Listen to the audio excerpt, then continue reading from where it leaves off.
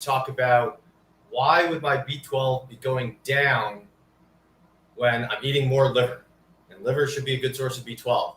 And so this question comes from Chris H. in the Masterpass discussion group. So the Masterpass discussion group is a forum that comes along with the CMJ Masterpass. It's my membership program. CMJ Masterpass has we do monthly Q&As. If you've seen the Q&As in the morning that come out every day, we've run out of them, so we're gonna be doing another Q&A soon. I'm just behind on the Q&As. I'll probably double up in November to make up for lagging a little bit on that. But we also have a forum, and then of course you also get exclusive discounts on if you use the products that we give discounts on. They're quite insane. So you get the COVID guide, my COVID guide for free. You get 50% off digital forms of my upcoming book when you pre-order, or 35% off the paperback. You get $50 an hour off my consulting. You get 50% off the nutritional cheat sheet. And you get utterly insane discounts on other stuff, which are more than you could get anywhere else permanently, all the time, 24/7, 365. Because what I do is I leverage affiliate programs and then give back all my commissions to you. So you get rebates of my commissions in full on top of the discounts. So anyway, Chris H is in that forum, and he's asking, let me just show you guys on YouTube and Facebook. I'll share my screen with you. I think this is the right one. Let's see. All right, so in the Masterpass discussion group, Chris H says, B12 question. I had a B12 test a couple of months ago that showed my levels at low normal. Wanted to get to a more optimal level, so occasionally took a B complex and nutritional yeast, but mainly tried to increase levels by 2 servings of cow liver per week and liquid B12 on non-liver days. Had my B12 level tested again this week. It dropped 15%. What's going on here? By the way, I'm in my mid-40s, currently taking several different types of meds, and also took several different antibiotics a few months ago. So, and I'll field any questions specifically on B12, especially B12 absorption, in the live chat. So the first thing, so it's a little bit unclear what his B12 intake is like, right? Because we can be pretty sure that from an ounce or two of liver at a time, you're basically going to get your maximal active absorption of B12. So you can absorb like 3 micrograms or so of B12 at a time. And by the way, for YouTube and Facebook, the scientific references for everything I'm going to say for most of what I'm going to say is in the description right now. If you're on Instagram, I'll post it later. I can't post a description on an Instagram live until after it's uploaded. So anyway, so an ounce or 2 of liver is going to give you that much that you can actively absorb. And you can passively absorb more than that. It's just that the passive absorption is a lot weaker than the active absorption. And therefore, you need huge amounts if you're going to try to absorb more than what you can get per meal. And so Chris didn't say with the liquid B12 what the dose is, right? So for all we know, he's taking 1,000 micrograms on the days that he's not eating liver, and on the days that he's eating liver, he's getting 2 or 3 micrograms at a time when he eats the liver. Or maybe this liquid B12 that he's taking is just providing like the RDA, in which case he's just all the time he's basically getting. We know that he's maxing out what, if his absorption was healthy, would be what he could absorb from a whole meal. Now, as I've pointed out in the past, you can actually stock up on B12 to a limited extent because your absorption of B12, active absorption, basically resets out after your intestines are cleared out. And so it's kind of hard to say exactly when your intestines are cleared out, because obviously the beginning of your intestines clears out faster than the end of your intestines as the food slowly moves through. But as a general rule, I think it's fairly safe to say that your small intestines are mostly cleared by 4 or 5 hours later.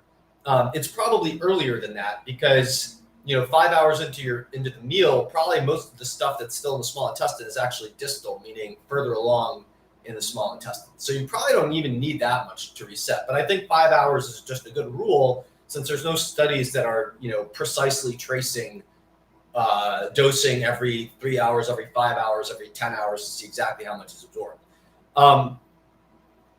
And so, Chris could be getting more B12 if he ate an ounce or two of liver at every meal.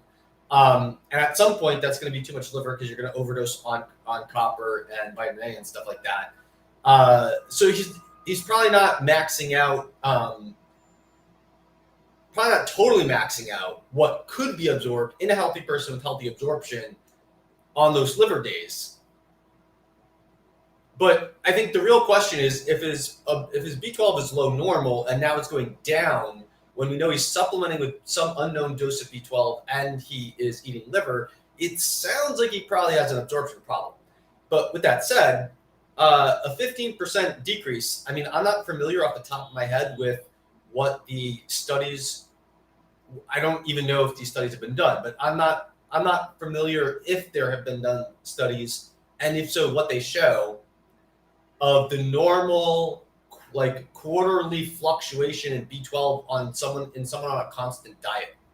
So, for example, I have seen studies like that for cholesterol, where they fed people the same meal over a long period of time and then measured their cholesterol every I think it was quarterly, so every 3 months. And what we know from those studies is that even if everything is perfectly normal as possible as it can be, there's some fluctuation up and down over time. And so we don't know how many times Chris measured his B12 in the past, and so we don't know what the normal variation up and down is. It's possible that in the first low normal, he was just kind of in the middle of his normal variation. It normally goes down 15%, up 15%. Next time it's going to be up 15%. And he's going to say, what did I do different that made it go up? And actually nothing. It was just going up and down 15% above and below the mean the whole time. So that's possible. But with that said, not knowing more, I would say it's very possible that an absorption issue is going on here. And the issue with the absorption is that, and so let me just pull up some stats here. So the most infamous absorption issue, I'm not just going to share it. Okay. The most infamous absorption issue is pernicious anemia, which is an autoimmune attack on the cells in the stomach that make intrinsic factor, which is a protein that you need to actively absorb B12. That's responsible for that 3 microgram cap on active absorption per meal. And pernicious anemia only occurs in about 0.1% of the population. But once you look at people over the age of 60, then it's 1.9% of those people. And so pernicious anemia is fairly common in people over 60. It's one in, it's not, you probably know someone who has pernicious anemia if you know, if you know 50 people over the age of 60. But let's put it that way. But less severe B12 deficiency, largely due to malabsorption, generally due to even subclinical gastritis, which is just inflammation of the stomach, which can happen from many causes, occurs in 15% of older adults. And if you look at, if you use stricter cutoffs of how you define B12 deficiency, then it occurs in 40% of older adults, meaning adults over the age of 60 or 65 or so. Now, one of the major drivers of that is H. pylori, which impacts 50% of people. And so in the 50% of people with H. pylori, even if you don't have a clinical problem with it, you actually have, from childhood, steadily increasing very low levels of inflammation that are sort of subclinical, probably start out as submeasurable gastritis, then turn into subclinical gastritis that you'll probably never find anything out about because you have no symptoms, unless you have symptoms. And then, eventually could still be subclinical when you're 65, but the inflammation is now enough that your B12 absorption is significantly lower due to the inflammation of the stomach that is even though you don't have pernicious anemia and you don't have an autoimmune condition necessarily, you're still losing the intrinsic factor, and so you're still malabsorbing the B12. And there's no particular reason to think that a 40-year-old can't get that. But notice that Chris H. also says, currently taking several different types of meds and also took several different antibiotics a few months ago. Well, that'll do it because, you can wind up with acute clinical gastritis just from taking doxycycline or something like that. Especially if you take it laying down, especially if you take it when you're like laying down. And so sometimes when you're sick, you want to lay down a lot. And if you take any pill and you lay down, you're at a worse risk of side effects from it sitting in your stomach and not moving. Gravity is your friend when you're trying to move things through your gut, and laying down is not your friend when you want things to move through your gut. And so the GI side effects of medications are a lot worse when people take a pill and they lay down, which they often do when they're sick. But I once took doxycycline and got a very acute case of real obvious gastritis. So, Chris might have just gotten very modest case of gastritis from the meds he's on. And that dropped the B12. But the thing is, because of this known age-dependent increase in subclinical gastritis in a very large percentage of the population that on average reaches B12 deficiency level in 15% of the elderly using weak cutoffs. And elderly, I know no one who's 62 wants to be called elderly, I'm sorry. 40% of older adults using strict cutoffs, 15% using weaker cutoffs, right? So at the age of 40, and I'm almost there, at the age of 40, a huge portion of the population is somewhere on that spectrum. And so you want to know about it. So what do you do about it? Well, according to the references that are in the description, and if you're on Instagram, will be in the description when I upload the video. Although the RDA is around 3 micrograms-ish, and although that's the most efficient dose to use if you have no absorption problem, 40 micrograms of B12 is the dose that you would want for someone whose active absorption is impaired, but whose passive absorption is fully intact, which is basically those 15 to 40% of people over the age of 60. And whoever's on their way there, who's younger, who will be impacted at some lower proportion of the population, right? So the more common reason for B12 malabsorption would generally benefit by 40 micrograms per day. 600 micrograms per day is the minimum you would want if you're attempting to cover the needs of people with pernicious anemia. But you're trying to cover the needs of most of them instead of all of them. And then 1,000 micrograms per day is generally what you would want if you're attempting to cover the needs of almost everyone who has pernicious anemia. And there's nothing wrong with doing 2,000 micrograms or 3,000 micrograms, but 1,000 micrograms is going to work for most of those people. And so if you don't know who you are and you don't have a diagnosis, there's not really any known harm in supplementing with 1,000 micrograms, 2,000 micrograms, 3,000 micrograms, just seeing if the blood levels go up. But I do think philosophically, I like to keep doses of any vitamin no higher than you really have good evidence that it has to be. I'm not afraid of mega dosing things that have some reasonable suspicion of benefit that have no known toxicity. But it is the case that with B vitamins that don't necessarily have toxicity concerns, it is at least hypothetically plausible that you would get some imbalance concerns. And also when you're mega dosing things that are poorly absorbed, you have some unknown effect on the microbiome, right? Like the microbiome in your gut is eating whatever you don't absorb. And so I'm not so sure that B12 would specifically cause this problem, but there are animal studies, for example, showing that if you hit high doses of chondroitin sulfate, glucosamine sulfate, you will alter the microbiome in a way that favors unfavorable sulfur metabolizing bacteria if you have them present. And so, and anecdotally, I've also talked to some gut specialists who say that they feel that high dose zinc, when it's unnecessary, might be altering the microbiome in an unfavorable way. And so I don't, all of those are mostly in hypothesis stage. But the point is, I wouldn't just go around taking 3,000 micrograms of B12 for the heck of it.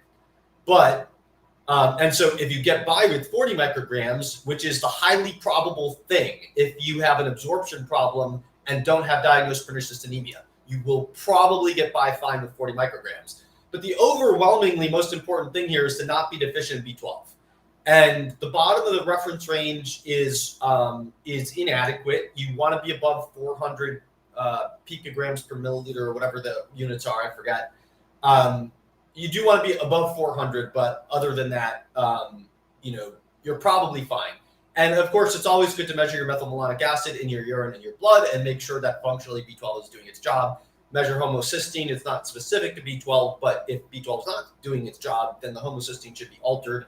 And if the homocysteine and methylmalonic acid are altered in different ways, then you can make some inferences that I'm not going to go into now, but it's useful to have, serum B12 plus the functional markers is the ideal thing to have if you're trying to look at B12 status. All right, so to come back to Chris's question, in summary, 15% drop in B12 could just be the normal fluctuation in this person. We have no idea.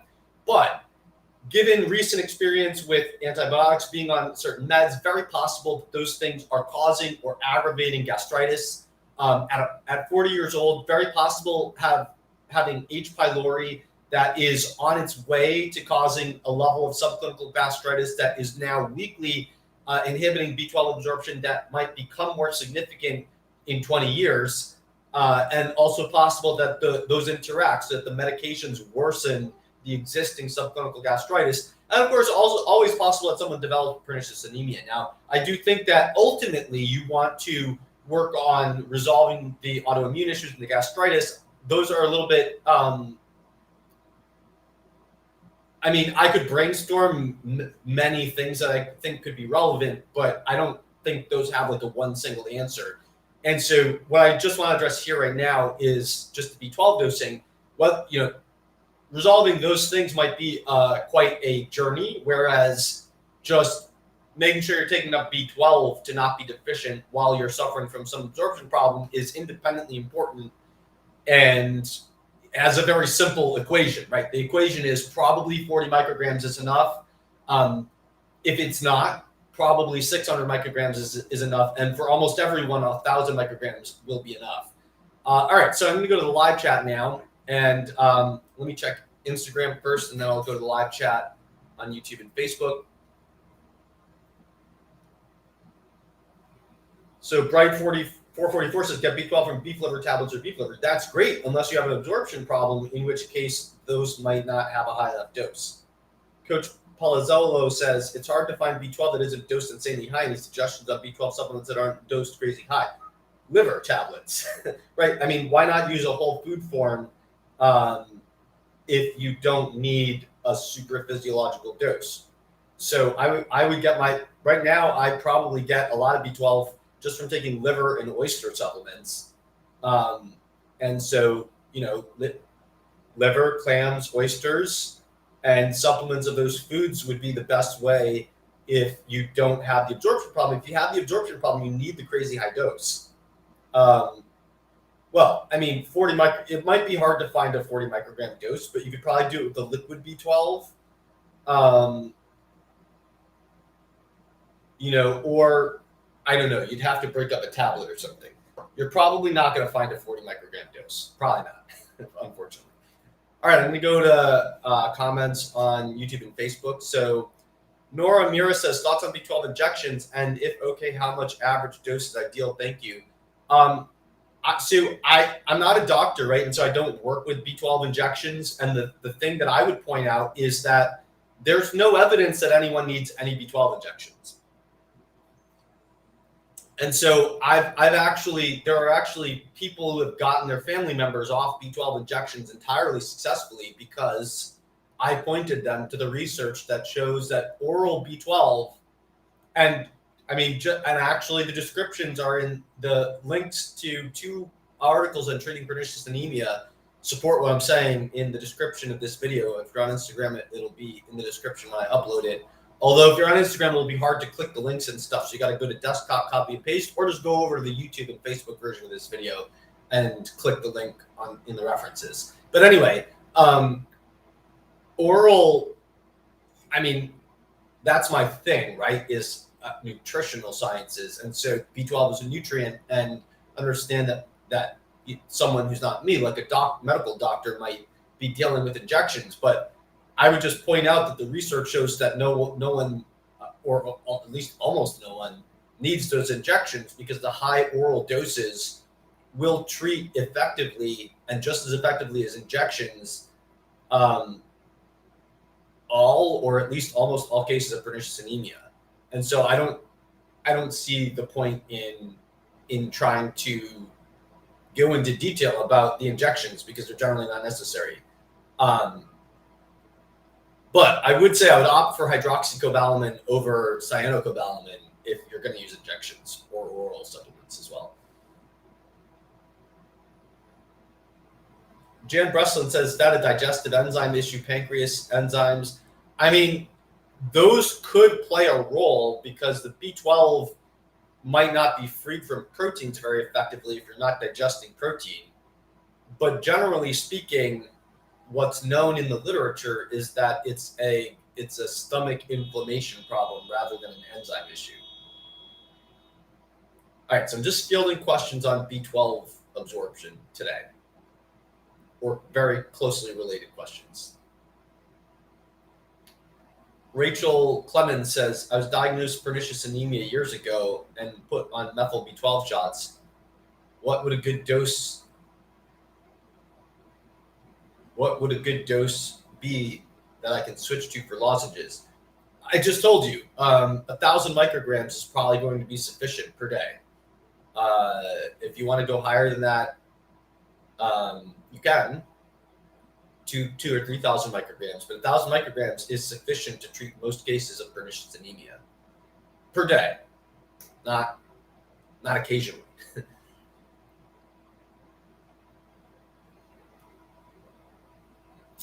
The Highlander says, looking healthy, Chris. Chris is one of the best in the nutritional field by far. Thank you, Highlander. I appreciate that.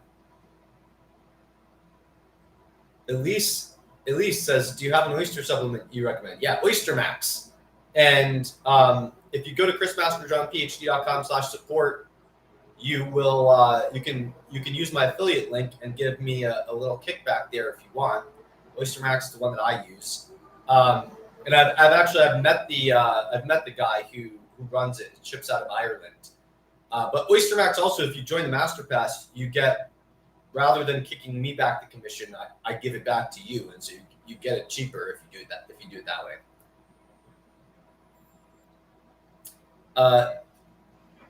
Jenny Deal says, I'm learning so much from you. Can anemia relate to the damn MTHFR gene too?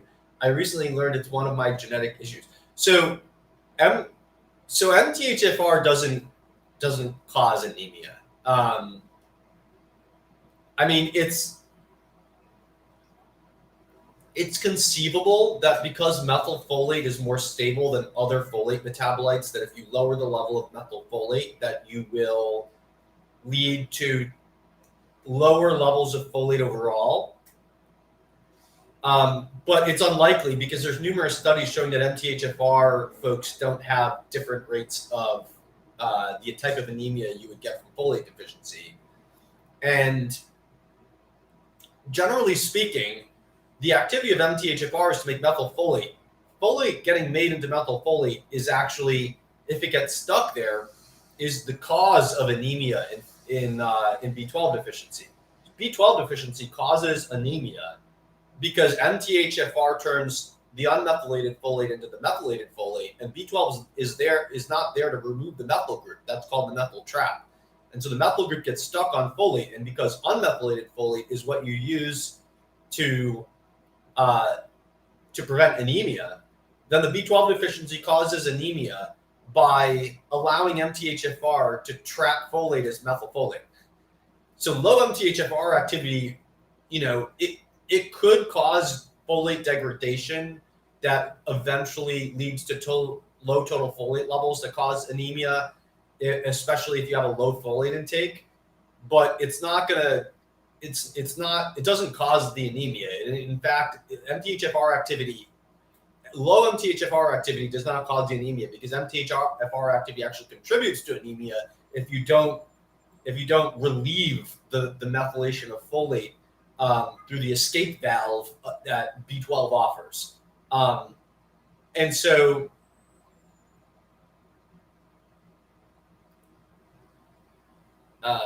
where did that question go?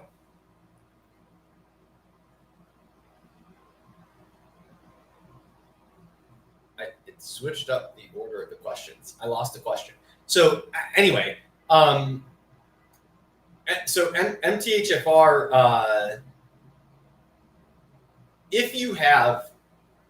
first of all, if you have anemia, that doesn't mean that you have macrocytic megaloblastic anemia, which is what you get in folate and B12 deficiency. The arbiter of that is the mean corpuscular volume, or MCV, on your complete blood count, or CBC. The MCV is basically an index of your red blood cell size. If it's big, then you might have macrocytic anemia. So like if your red blood cell count is low and your MCV is high, and probably your RDW would be high, which is a metric of the variation of size of red blood cells, then you probably have macrocytic megaloblastic anemia, which is characterized by a smaller number of red blood cells that are bigger than they should be. But if you have normocytic anemia, meaning your MCV is normal, or microcytic anemia, meaning it's low, and it's characterized by low iron levels and low hemoglobin levels, then that's probably iron deficiency. It's got nothing to do with folate. But even if you have macrocytic megaloblastic anemia and you have MTHFR, the MTHFR did not cause that anemia, except it may have slightly contributed to it by increasing folate degradation, causing general folate deficiency.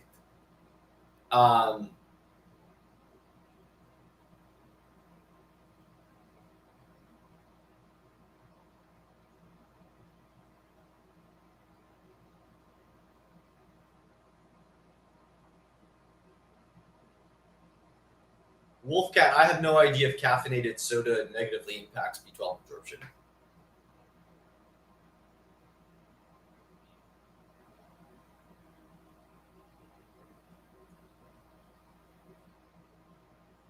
BT says, what's your B12 recommendation for the vegans? Thank you for your videos. So I do cover that in Vitamins and Minerals 101, and I also have a video, like a Chris Masterjohn Light video on B12 for vegans. And I don't want to put too much confidence in this, but it does appear that there are a handful of mushrooms. I think it's shiitake and chanterelle, if I remember correctly, and green or purple nori, which are a type of seaweed. Those have been shown to lower methylmalonic acid in vegans, but the compositional analysis suggests that they have real B12 and B12 analogs that could be B12 antagonists. And so I'm not 100% comfortable with just saying, just eat nori. The mushrooms would be like the nori would be like the shellfish and the liver, and the mushrooms would be like meat. So the mushrooms, you got to eat like 4 ounces a serving, whereas the nori, more like an ounce or 2 can give you a bit. But if you're going to try that as a vegan, I would continue to proactively measure your B12 status on a yearly basis at first, and if it's not going down, then you can change that to a 4-yearly basis. If you do fantastic on veganism by year 5, then you can change it to less frequent. That's what I would do. And if those aren't working, I would supplement. So I totally understand why a Whole Foods vegan person would want to use those, and the research does support them having active B12. I'm just not 100% confident in it enough to say like you're getting enough, don't bother testing. All right. Let's see if there's any more B12 absorption questions on Instagram. Then I gotta go. Got lots and lots and lots of stuff to do. Coach Polizalo says supplement with H. pylori, a lot of stomach inflammation, potential gastritis, supplement recommendations. I'm not sure what to do about H. pylori. I know that I've worked with some gut people in the past on various protocols that decrease H. pylori, and I'm not confident enough to say anything about that. But like mastic gum is one supplement that I know of that has some anti-H. pylori activity. May Sammy says, any risks with high serum B12? Well, if you're supplementing and the serum B12 is high, it's because you're supplementing, it doesn't matter. But if you're not supplementing, it doesn't make any sense, then it might matter. It might be that you can't get B12 into your cells, but it could also be a blood disorder or liver problem, kidney problem. Some cancers can cause B12 to go up normal range. Not fear mongering here. I'm not saying anyone has cancer, but you want to run through whether that makes sense. Like if it makes sense from supplementing, it's no big deal. But if something's real weird about it, like if it's really high and you're not supplementing, then it's worth asking your doctor to do a run up of general blood, liver, and kidney health, just to see if that makes some sense. I do think it's possible that someone who's eating like very B12 rich foods at every single meal could probably go slightly above the normal range. I don't know that for sure, but I do think that it's possible.